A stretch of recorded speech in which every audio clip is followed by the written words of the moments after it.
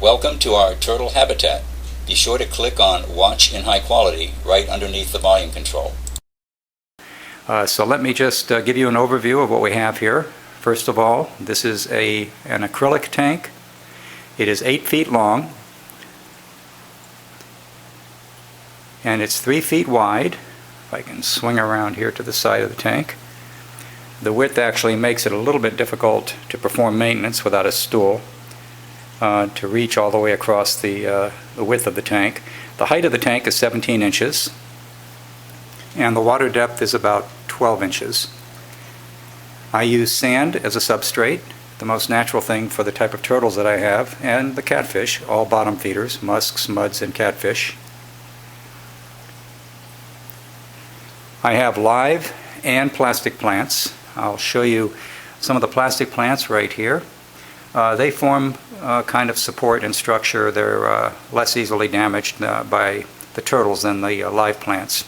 Live plants include mossballs, which you see right here. What's left of mossballs after the turtles get through tearing them to pieces.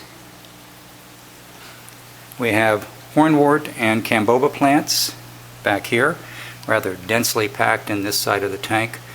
Great for the turtles. There's also Java fern in here and some anacris somewhere in the tank.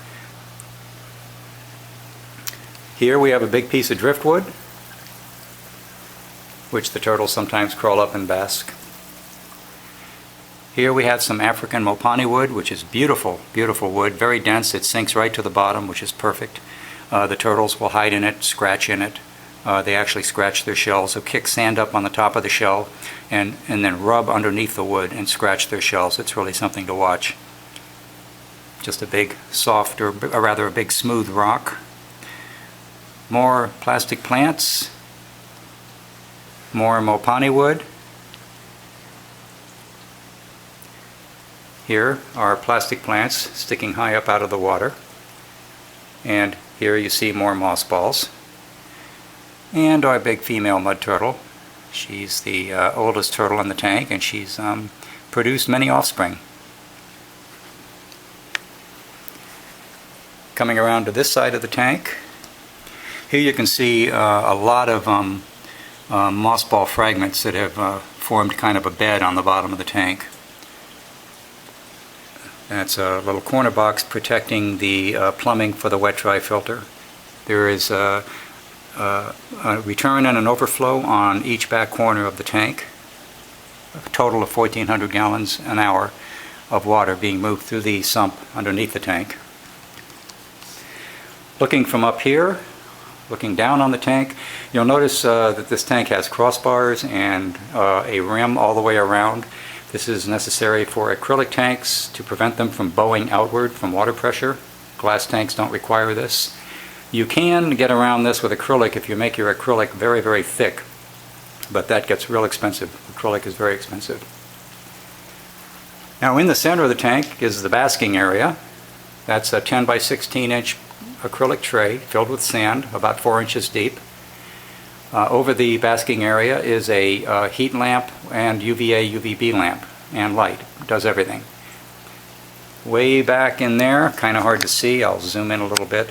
There's kind of a dark area back in the back of the basking platform. That's where the female turtles go to lay their eggs.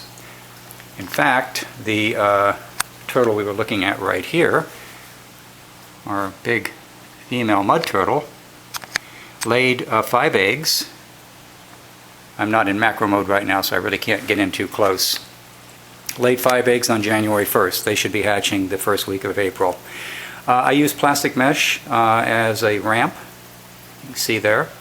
And on either side of the basking area are shallow water areas. Those are just large trays, 1 inch high, filled with sand and acrylic logs placed on them. Here you can see actually into the logs.